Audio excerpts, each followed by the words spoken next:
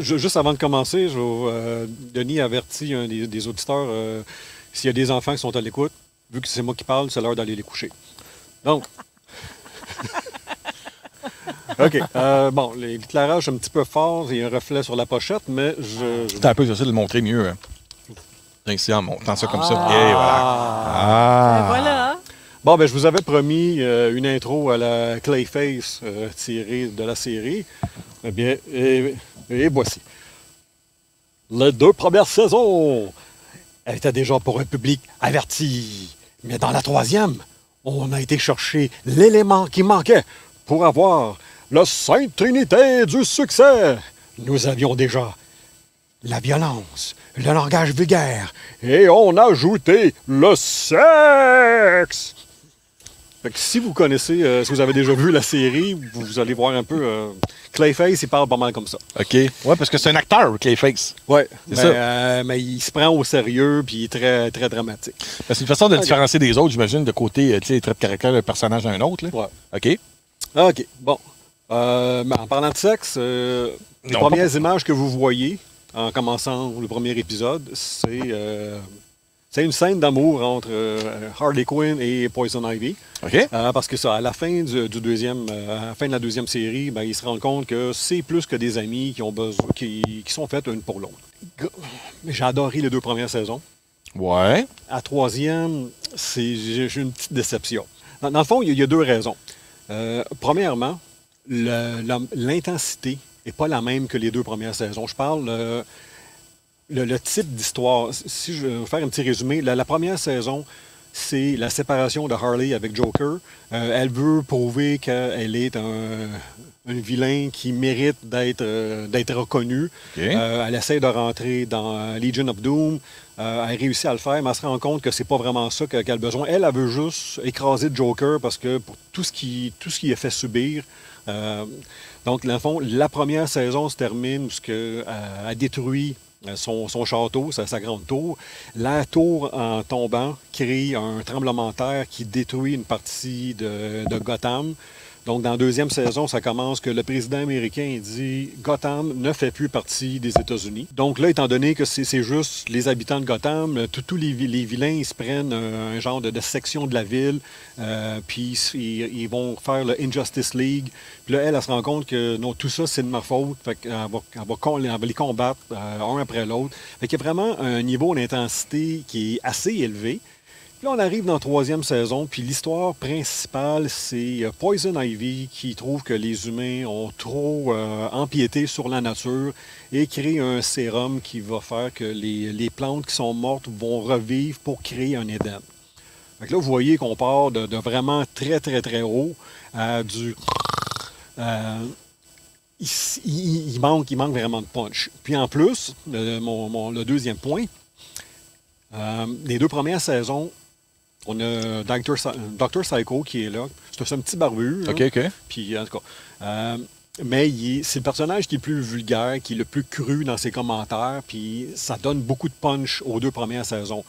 À la fin de la 2e saison, il se sépare de l'équipe. Il va un petit peu contre Harley, qui avait fait un deal avec Darkseid pour avoir des Parademons pour prendre le contrôle. Puis, en tout cas, il passe par en arrière d'elle pour y en faire passer une petite bite, en tout cas. Fait qu'il n'est pas là. Il est là juste il apparaît dans le 8e épisode.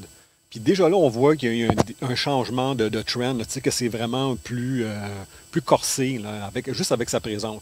Fait que, je pensais pas qu'un personnage secondaire pouvait autant voler le show, mais je me suis dit, moi, quand je suis dans l'émission de Denis, puis c'est un peu ça, je suis un personnage secondaire, puis des fois, j'y vole la vedette.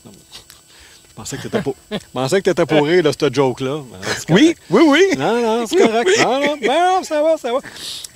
C'est ça. C'est déception. C'est quand même bon. Ça vaut la peine. Il y a aussi un backstory avec Shark King. Joker, il va à la mairie de Gotham. Il y a quand même plusieurs choses qui se passent, là, mais c'est pas aussi croustillant, je dirais, que les 2 premières saisons. Il y a quand même violence et vulgarité à un certain niveau. Mais ouais. C'est écrit dessus, hein? C'est écrit dessus for mature audience only. Ouais. Même pas pour enfants, là. Non, surtout pas. Non, c'est vraiment du 18 ans et plus. C'est très, très violent graphique. Le pire, c'est que tu regardes les couvertures, ça a l'air d'un petit bonhomme pour enfants. Là. Ouais. Ouais. Ouais. Dans les 2 premières saisons, il y avait beaucoup d'allusions, de clins d'œil à plein d'autres choses qui sortaient de l'univers de DC. Dans cette saison-là, il y en a beaucoup moins. Ils se font des petits clins d'œil eux-mêmes avec HBO, qui à un moment donné, Ivy, puis Harley Quinn sont dans le Fortress of Solitude. Superman apparaît à l'écran, puis il dit « Hey, vous regardez HBO, mais mon free trial est fini, je vais être obligé de payer pour ça. » Il y a des petits clins d'œil même qui ils se vendent eux-mêmes, là. Mais pour citer mon ami Wade Wilson dans Deadpool 2, that's lazy writing. Il y a vraiment, là, ils sont vraiment relâchés au point de vue joke et allusion. Là, c'est déception. Je les suis sur Instagram. La 4e saison a de l'air meilleure, mais c'est juste des extraits. Fait est-ce qu'ils nous montrent juste les meilleurs extraits, puis ça a l'air bon? Je ne sais pas. Comme je disais à Jocelyn tantôt, je trouve ça plate que moi je paye pour HBO Max, mais je peux pas le voir parce que je suis au Canada. Tu payes pour HBO Max? Ben oui. Mais. Ah, via Crave, c'est vrai. OK, ouais. On paye un abonnement, mais on ne peut pas avoir les mêmes postes qu'aux États-Unis. Mais je paye parce que je paye la même chose, et peut-être même plus. Jocelyn dit qu'il faut mettre ça, là. Ouais, c'est ça. Fait que c'est plus parce qu'on se fait fourrer. Hein? Anyway. Oui. Si vous avez vu les 2 premières saisons, vous les avez aimées, vous allez peut-être trouver cela un petit peu long. En tout cas, vous allez être déçus. Fait que j'attends avec impatience la 4e saison en espérant qu'elle va être meilleure que la 3e. Isa, j'ai une question par rapport à ça, avec toi. Ouais. Toi qui n'écoutes jamais de dessin animé, c'est quoi que tu devrais regarder vu que tu n'écoutes jamais de dessin animé? Parce que c'est littéralement dédié aux adultes. Tu comprends ce que je veux dire? Oui, je sais. Parce qu'elle n'écoute pas de dessin animé, elle n'aime pas ça. Là. Ça ne m'attire pas du tout. Non? Non. OK. Bon. Jocelyn, toi, tu connais ça, Harley Quinn? Même des scènes de sexe lesbienne, ça t'intéresse pas? Parce que je pourrais te le prêter si tu veux. Là. Attends un peu.